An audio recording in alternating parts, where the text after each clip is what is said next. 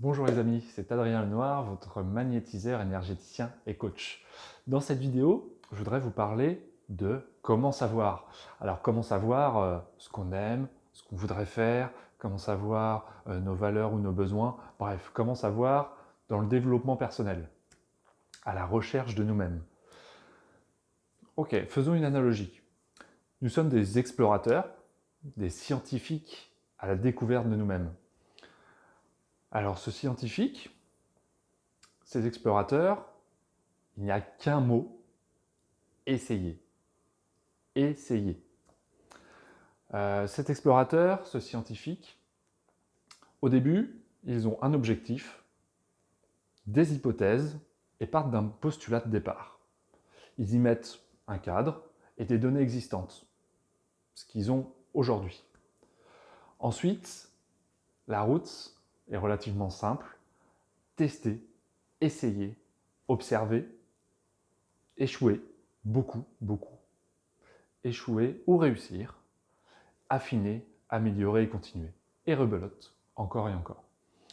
Le scientifique ou l'explorateur peut se tromper des dizaines de fois, des centaines de fois pour avoir un résultat. Cependant, ce qu'il faut voir, c'est que plus il essaye, plus il observe, plus il est dans la capacité de comprendre, plus il affine la direction ou l'objectif, et plus il se rapproche de son but, du savoir. Dans ses échecs, il peut simplement constater que cela ne fonctionne pas ou essayer de comprendre pourquoi ça ne fonctionne pas. Ça, c'est un choix qu'on a tous.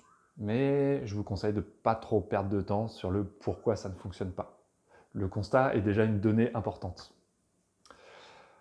Ok, ça peut ne pas fonctionner par rapport à un postulat de départ. Peut-être que ces échecs vont lui apprendre autre chose. Finalement, à travers les échecs, on va découvrir des choses auxquelles on ne s'attendait pas. On voit bien qu'il y a énormément de découvertes scientifiques qui ont été trouvées grâce à des erreurs. On a le téflon, on a la glu, enfin il y a des dizaines et des dizaines d'exemples. Je vous laisserai chercher pour les plus curieux. On sait comment sont vus les échecs dans ce monde. Ce n'est ni drôle, ni très bien vu. Voilà, c'est vrai, surtout dans notre société occidentale. Dans le métier d'explorateur ou de scientifique, il faut savoir que les échecs, c'est pourtant une de leurs constantes. Alors on a le choix de prendre ça comme une force, comme des connaissances supplémentaires, ou de se flageller de ne pas arriver au résultat escompté.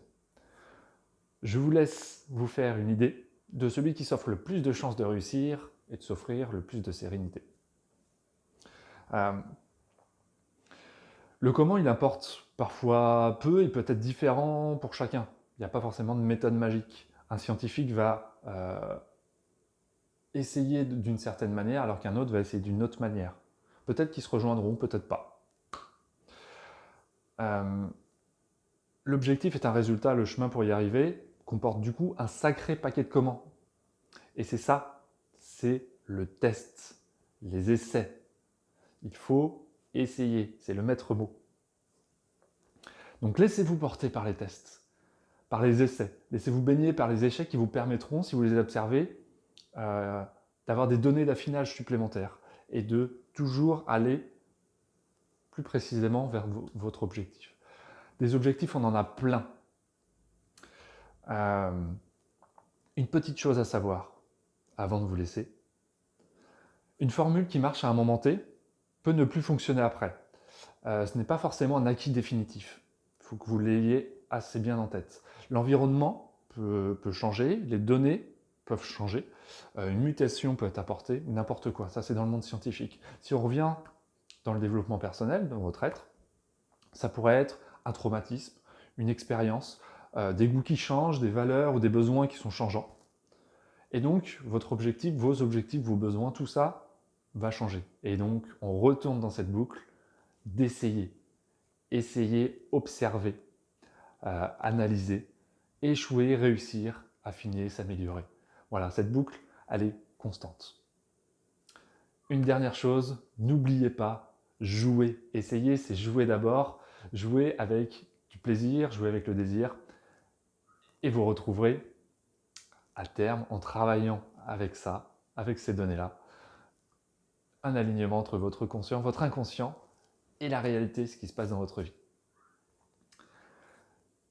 Petit instant promo, vous pouvez me retrouver sur Facebook, sur YouTube. Vous avez toutes les données nécessaires en commentaire. Et n'hésitez pas à partager. Je vous remercie et à très bientôt.